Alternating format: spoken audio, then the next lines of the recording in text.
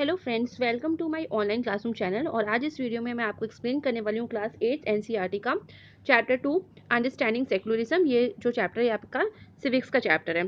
तो देखिए क्या कंटेंट है स्पेशली, और आपको समझना है सेकुलरिज्म होता है क्या है। देखिए सेकुलरिज्म जो वर्ड है वो सेकुलर आप समझ सकते हैं कि सेकुलरिज्म क्या होता है। सेकुलरिज्म का मतलब होता है not to favour any religion और not against of any religion. जैसे इंडिया एक सेकुलर कंट्री है, और आप देखेंगे जो हमारे इंडिया के कॉन्स्टिट्यूशन की जो प्रेम्बल है उसमें ये जो वर्ड्स हैं वो 42 अमेंडमेंट के द्वारा ये जो वर्ड्स हैं सेकुलरिज्म है, इस वर्ड को ऐड किया था, सोशलिस्ट वर्ड को ऐड किया था। तो इसका करेक्ट मीनिंग यही है कि हमारी जो इंडिया में आप देखते हो किस तरह से डाइवर्सिटी पाई जाती है, लैंग्वेज के बेस पे, रिलीजन के बेस पे, है ना। डिफरेंट डिफरेंट कल्चर यहाँ पाया जाता है, तो किसी को भी यहाँ पे रहने में किसी तरह की प्रॉब्लम ना हो, सब लोग मिलजुल के रहें। तो इसी आइडिया को प्रमोट करने के साथ ही ये वर्ड का इस्तेमाल यहाँ पे किया गया, इस वर्ड को अडॉप्ट किया गया इंडियन कॉन्स्टिट्यूशन में। तो इसका पर्टिकुलर मीनिंग यही होता है, not favour of any religion, ना किसी रिलीजन को फेवर करना और ना ही किसी धर्म के अगेंस्ट जाना। ठीक है, इसका मतलब आप एक पर्टिकुलर मीनिंग ये भी लिख सकते हैं कि जो गवर्नमेंट होती है वो किसी के भी रिलीजन में इंटरफेयर नहीं करती। तो इस चैप्टर का यही मेन कॉन्सेप्ट है जो हम समझेंगे पूरी अच्छी तरह से। ठीक है, अब देखिए फॉर एग्जांपल देखिए स्टार्टिंग में एक स्टोरी के द्वारा यहाँ पे समझाया गया है। जैसे एनसीईआरटी का हमेशा खासियत होती है कि वो जब भी कॉन्सेप्ट को या किसी भी चैप्टर को स्टार्ट करते हैं तो वो कहानी के रूप में उसको समझाते हैं। तो यहाँ भी कुछ इस तरह की कहानी दी हुई है। और इसके साथ ही मैं बताना चाहती हूँ, अगर आप इस चैनल पर न्यू है तो प्लीज़ इस चैनल को सब्सक्राइब कर लीजिए, क्योंकि यहाँ पे आपको क्लास 6 से लेकर 12 तक का study material special social science से रिलेटेड मिल जाएगा। आपके जो भी वीडियो एक्सप्लेनेशन होते हैं, आपके नोट्स होते हैं, वर्कशीट होती है, फ्लो चार्ट होता है, आपके जो मैप होते हैं, इवन जो सिलेबस होता है। इसके साथ ही मैं संपूर्ण ज्ञान की सीरीज भी यहाँ देती हूँ जो जीके बेस्ड क्वेश्चंस होते हैं। तो इसके साथ ही इस वीडियो को लाइक करिए, शेयर करिए और साथ ही इस चैनल को सब्सक्राइब कर लीजिए।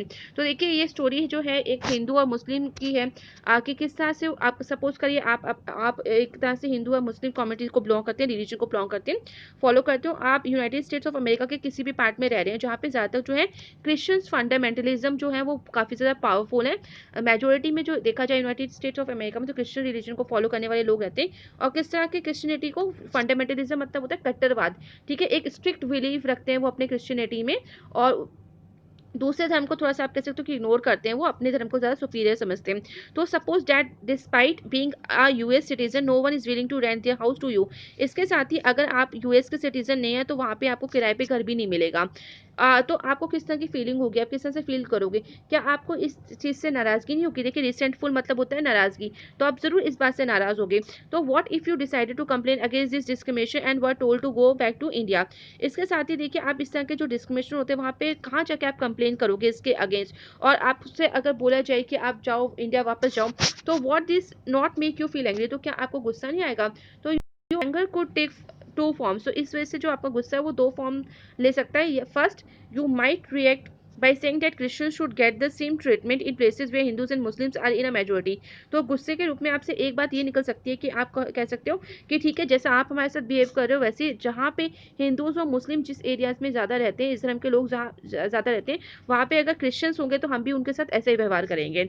और इसका देखिए, तो this is a form of retaliation. ठीक है, इस फॉर्म को हम कहते हैं रिटेलेशन नाम से जाने जाता है इस फॉर्म को। इसके साथ ही और यू माइट टेक द, अब सेकंड क्या है ऑप्शन कि आप क्या करोगे, और you might take the view that there should be justice for all. और आपको ये लगता है कि दूसरे व्यू में कि सभी के लिए क्या होना चाहिए, समान जस्टिस होना चाहिए, समान न्याय होना चाहिए, इक्वल जस्टिस होनी चाहिए, किसी के साथ डिस्क्रिमिनेशन नहीं होना चाहिए। You may fight stating that no one should be discriminated against on grounds of their religious practices and beliefs. इसके साथ ही आप अपनी लड़ाई लड़ेंगे और फाइट भी करेंगे, और किस बेस पे कि इस तरह का जो डिस्क्रिमिनेशन होता है जो धर्म के नाम पे होता है, बिलीफ्स के नाम पे होता है, उस तरह की डिस्क्रिमिनेशन ना हो। This statement rest on the assumption that all forms of domination related to religion should end. इसके साथ ही आप ये भी चाहोगे कि जो इस तरह के जो डोमिनेशन होते हैं कि एक जो रिलीजन का डोमिनेशन होता है दूसरे पे, वो भी एंड हो जाए। This is the essence of secularism, और यही जो है एक मेन कॉन्सेप्ट है, एसेंस है, सार है सेकुलरिज्म का। In this chapter you will read more about what this means in the Indian context. इसके साथ ही आप काफ़ी कुछ पढ़ोगे सेकुलरिज्म के बारे में कि इंडियन कॉन्टेक्स्ट में इसका रियल क्या मीनिंग है, कि क्यों इसको एडॉप्ट किया गया है। तो अब मूव करते हैं नेक्स्ट पेज पे, और देखिए नेक्स्ट पेज में ये दिया हुआ है कि हिस्ट्री में काफ़ी सारे एग्जाम्पल्स है जहाँ पे हमने डिस्क्रिमिनेशन, एक्सक्लूजन एंड प्रोसिक्यूशन को काफ़ी ज़्यादा फील किया है रिलीजन के बेसिस पे।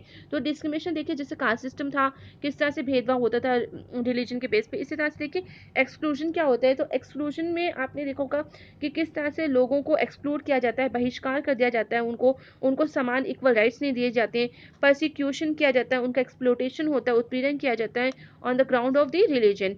ठीक है, अगर कहीं भी मेजोरिटी माइनॉरिटी का कॉन्सेप्ट दिख जाता है, तो जो मेजोरिटी लोग होते हैं जो रिलीजन को ज़्यादा फॉलो करते हैं, तो वो माइनॉरिटी पे आप कह सकते हो एक तरह का अत्याचार भी करते हैं। तो ये काफ़ी एग्जांपल देखा गया है। इसी तरह से देखिए जर्मनी में भी इसी तरह का एग्जांपल था, ज्यूज़। तो देखिए ज्यूज़ जो होते हैं वो यहूदी, हम इनको हिंदी में वर्ड यूज़ करते हैं यहूदी। तो एक तरह के ज्यू जो पर्सन होते हैं वो बिलीव करते हैं किस रिलीजन में, और किस तरह के रिलीजन के प्रैक्टिसेस को फॉलो करते हैं, वो जूडिज्म रिलीजन को फॉलो करते हैं। ठीक है, तो इनके साथ काफ़ी बुरा व्यवहार हुआ था। कहाँ पे? जर्मनी में हुआ था, हिटलर के टाइम पे, क्योंकि यहाँ पे उनको काफ़ी ज़्यादा परसिक्यूट किया गया था, काफ़ी इनका एक्सप्लोटेशन किया गया था, और काफ़ी मिलियंस जो ज्यूज थे उनको वहाँ पे मारा गया था। नाउ हाउएवर ये इसके बारे में आप काफ़ी कुछ अपनी हायर क्लासेस में पढ़ेंगे, जब फ्रेंच रेवोल्यूशन और सोशल जर्मन रेवोल्यूशन के मतलब सोशल रेवोल्यूशन के बारे में आप पढ़ेंगे, रशियन रेवोल्यूशन के बारे में। तो इस तरह के बाकी कुछ कॉन्सेप्ट भी आपको आगे आपको क्लास 9th में मिलेंगे, जहाँ पे आप हिटलर के बारे में भी काफ़ी कुछ पढ़ेंगे। ठीक है, तो वहाँ पे आप अच्छे से क्लियर हो जाएगा आपको। Now however the Jewish state of Israel treats its own Muslim and Christian minorities quite badly. इसके साथ ही देखिए इसराइल में भी जो जूइश स्टेट है इसराइल का, वो किस तरह से मुस्लिम और क्रिश्चियन माइनॉरिटीज के साथ किस तरह का व्यवहार करता है, वो भी आप देख सकते हैं कितना खराब होता है वहाँ पे। इसी तरह देखिए जो सऊदी अरेबिया, वहाँ भी जो नॉन मुस्लिम्स होते हैं उनको अलाउ नहीं होता कि वो टेम्पल बना सकें या चर्च बना सकें, and nor can they gather in a public place for prayers. इसके साथ ही वो एक पब्लिक प्लेस में भी प्रार्थना के लिए इकट्ठे नहीं हो सकते, तो इतनी उनकी परमिशन नहीं होती है उनको। तो in all of the above, तो इन सब एग्जाम्पल्स में हमने ये देखा कि जो मेंबर्स होते हैं एक रिलीजियस कम्युनिटीज़ के, वो किस तरह से दूसरी कम्युनिटी रिलीजियस कम्युनिटीज़ के लोगों को परेशान करते हैं, प्रोसिक्यूट करते हैं, डिस्क्रिमिनेट करते हैं उन मेंबर्स को। This acts of discrimination take place more easily when one religion is given official recognition by the state at the expense of other religions. इसके साथ ही जो डिस्क्रिमिनेशन, जो भेदभाव के जो ये एक्ट होते हैं, वो ज़्यादा तक कब ज़्यादा आप कह सकते हो हावी हो जाते हैं, कब ज़्यादा ये मुश्किल पैदा कर देते हैं, जब जो वहाँ का स्टेट होता है उन रिलीजन को ऑफिशियल रिलीजन घोषित कर देता है। तो इस वजह से जो ऑफिशियल रिलीजन हो जाता है, तो अपने आप को सुपीरियर समझने लग जाता है और दूसरे रिलीजन के लोगों पर अत्याचार करना शुरू कर देता है। Clearly no one would wish to be discriminated against because of their religion nor dominated by another religion। इसके साथ ही देखिए ये भी है कि देखिए हर कोई चाहता है कि उसको भी प्रॉपर राइट्स मिले और किसी रिलीजन के बेस पे एटलीस्ट वो उसको डिस्क्रिमिनेशन फेस ना करना पड़े। तो इंडिया जैसी कंट्री में जहाँ पे काफ़ी सारे रिलीजन यहाँ पे फॉलो होते हैं, तो यहाँ जो स्टेट गवर्नमेंट है, जो गवर्नमेंट होती है नेशनल गवर्नमेंट, वो discriminate against citizen on the grounds of their religion. तो क्या यहाँ भी इस तरह का डिस्क्रिमिनेशन फॉलो होना चाहिए किस तरह का रिलीजन के बेस पे? तो इसको हम समझते हैं। तो देखिए हम नेक्स्ट कॉन्सेप्ट आ रहा है व्हाट इज सेकुलरिज्म, जो चैप्टर का नाम भी है। तो प्रीवियस चैप्टर में देखिए आपने पढ़ा था कि इंडियन जो कॉन्स्टिट्यूशन है वो उसमें काफ़ी सारे फंडामेंटल राइट्स लिखे हुए हैं, जो फंडामेंटल राइट्स हैं वो प्रोटेक्ट करते हैं state power as well as against the tyranny of the majority. तो जो फंडामेंटल राइट्स होते हैं सिटीजन्स को वो प्रोटेक्ट करते हैं स्टेट की पावर से, as well as the tyranny of the majority, जो मेजोरिटी कम्युनिटी है किसी भी रिलीजन से रिलेटेड, उनकी क्रूरता से। ठीक है, टायरेनी मीन्स होता है क्रूएलिटी।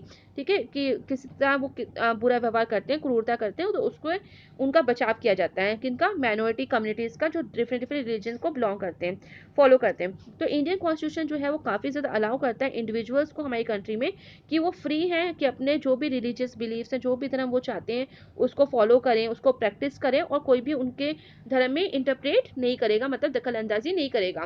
तो ये लाइन मार्क कर लीजिए, यहाँ से आपका इंपॉर्टेंट आंसर ये बन जाता है कि in keeping with this idea of religious freedom for all, India also adopted a strategy of separating the power of religion and the power of the state. तो इस आइडिया को ध्यान में रखते रिलीजियस फ्रीडम की, सबको रिलीजियस फ्रीडम मिले, जो रिलीजन चाहे वो चूज कर सकते हैं, वो फॉलो कर सकते हैं। इसी साथ देखिए इंडिया जो है एक और स्ट्रैटेजी को अपनाता है, फॉलो करता है, कि सेपरेट करता है ये पावर ऑफ रिलीजन को and the power of the state. यानी स्टेट का कोई रोल नहीं होता है रिलीजन में, और रिलीजन का कोई रोल नहीं होता है स्टेट की पावर में। तो इन दोनों की पावर को, जो पावर ऑफ रिलीजन है और पावर ऑफ द स्टेट है, इन दोनों को ये सेपरेट करता है। ठीक है, इंडिया इसको सेपरेट करता है। Secularism refers to this separation of religion from the state, और सेकुलरिज्म ही इसका जवाब है। सेकुलरिज्म की वजह से जो है सेपरेशन होता है रिलीजन का, किससे? स्टेट से। ठीक है, तो आपको आई होप यहाँ तक आपको क्लियर हो गया होगा। और देखिए जो बाकी का कॉन्सेप्ट है वो मैं अपनी नेक्स्ट वीडियो में आपको एक्सप्लेन करूंगी। So thank you everyone, and please like share subscribe this channel for more.